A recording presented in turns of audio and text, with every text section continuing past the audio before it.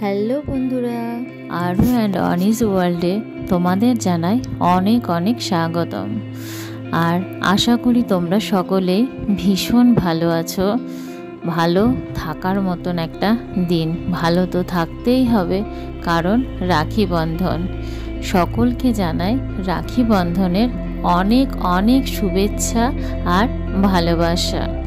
এই দিনে বোনেরা ভাইদের হাতে, ভাইয়েরাও বোনেদের হাতে রাখি পরিয়ে দেয়। তবে বোনেদের একটা ডিমান্ড থাকে যে ভাইদের থেকে কিছু একটা পাবো, ভালো কিছু একটা ভাইয়েরা গিফট দেবে। আমার ভাই অনেক দূরেই থাকে, অনেক দূরে বলতে তাও মোটামুটি একটু দূরে থাকে, তাই জন্য আমি আর রাখি পূর্ণিমাতে বাড়িতে যেতে পারিনি, আর ভাইও আসার সময় পাইনি। আর দিদি যেহেতু কাছেই আছে, তাই আমরা দিদির বাড়িতে, দিদির ছেলেকে আমার মেয়ে রাখি পরাবে, তাই দিদির বাড়িতেই গিয়েছিলাম। আর যতই আজকে রাখি বন্ধন হোক একটা আনন্দ, তবুও মানুষের মনে কোথায় যেন একটা দুঃখের ছায়া। কারণ আরজিকর হসপিটালকে ঘিরে যে ঘটনাটা ঘটে উঠেছে, যখন আমি দিদির বাড়িতে যাচ্ছিলাম তখন দেখছি কৃষ্ণনগরে সদরের ওখানে একটা মোমবাতি মিছিল বেরিয়েছে। তখনই যেন বুকের ভিতরটা কেমন ছ্যাঁত করে উঠল। এত আনন্দের মাঝেও মনে হচ্ছে যেন কিছু একটা নেই, কিছু একটা হারা, সত্যিই হারা, তাই না? একজন বোন যার চলে গেছে, সে বুঝছে যে আজকে রাখি পূর্ণিমার দিন সবাই ভাইদের হাতে রাখি পরাবে, কিন্তু সেই ভাই, যেই ভাই তার বোন ছাড়া, সেই ভাইয়ের কি আজকে রাখির বদলে চোখের জল, মা বাবার চোখের জল। সত্যি ব্যাপারটা হয়তো খুব বেদনাদায়ক, হয়তো কেন বা বলছি, ব্যাপারটা সত্যিই বেদনাদায়ক। আবার সকালের দিকে যখন রাখি কিনতে বেরিয়েছিলাম, তখন দেখছি রাস্তায় রাস্তায়, মানে কৃষ্ণনগরের রাস্তায় রাস্তায়, সে প্রতিবন্ধী বলো কি সাধারণ মানুষ, সকলে দেখছি ভাইয়েরা, শুধু যে বোনেরা তা না, ভাইয়েরা বোনেদের হাতে, বোনেরা ভাইদের হাতে রাখি পরিয়ে দিচ্ছে।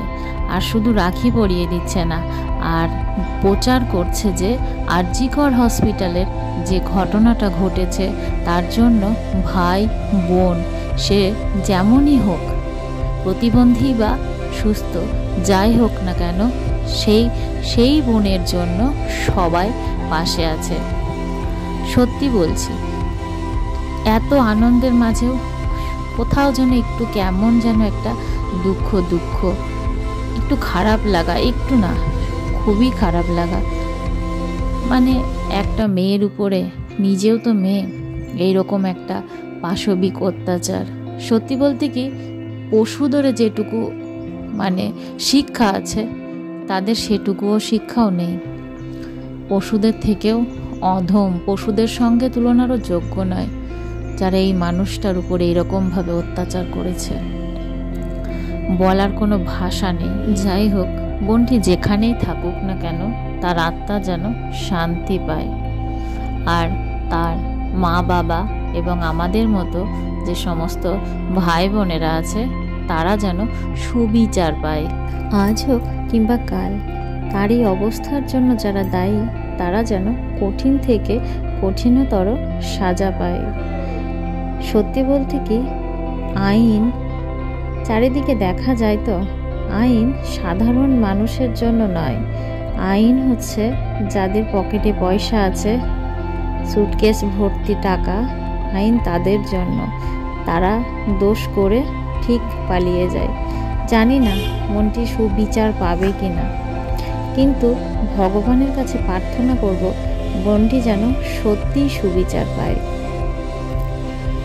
দেশ জুড়ে এত মানুষের হাহাকার, এত মানুষের চিৎকার, আন্দোলন, কান্না যেন ফল পায়, তার যেন কঠিন থেকে, তার বলছি কেন, তাদের যেন যারা অন্যায় করেছে কঠিন থেকে কঠিনতর শাস্তি হয়।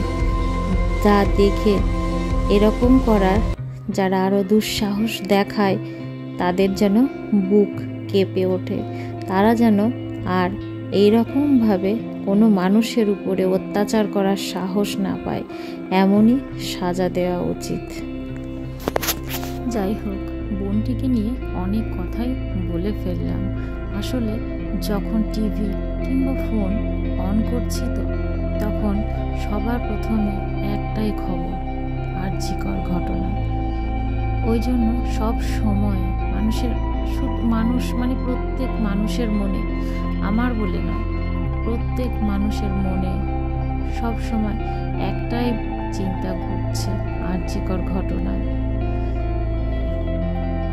রাস্তায় বেরিয়ে মিছিল প্রচার এইসব দেখতে দেখতে শুনতে শুনতে কোথায় যেন মনের কোণের থেকে এই সমস্ত কথাগুলো বেরিয়ে আসলো। জানি না ভুল বললাম না ঠিক বললাম, কিন্তু বলে ফেললাম। হসপিটালের মতো একটা জায়গা যেখানে মানুষ তার জীবন ফিরে পায় আর ডাক্তারদের ভগবানের পরের স্থান দেয়, সেরকম জায়গায় যখন এই রকম পরিস্থিতি আসে, একটা মানুষের এই রকম অবস্থা হয়, তখন বিশেষ করে মেয়েরা ভাবে যে আমরা কোথায় সুরক্ষিত থাকব, আমরা কোথায় ভালো থাকব।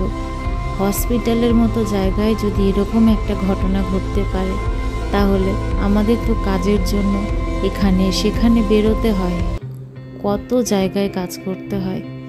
তাহলে আমরা কোথায় সুরক্ষিত থাকব? নাকি আমরা ঘরে বন্ধ হয়ে থাকব, কোনো কাজকর্ম না করে আমরা ঘর বন্ধ হয়ে থেকে যাব? আজকে মনের ভিতরে জমে থাকা অনেক কথা বলে ফেললাম। জানি না হয়তো কারোর ভালো লাগবে কিংবা কারোর ভালো লাগবে না, পছন্দ হবে না। যাই হোক, ভিডিওটাকে আর না বাড়িয়ে ভিডিওটাকে এখানেই শেষ করলাম। আর ভিডিওটা যদি তোমাদের ভালো লেগে থাকে তাহলে অবশ্যই একটা লাইক করো এবং কমেন্ট বক্সটা ছুঁয়ে যেও।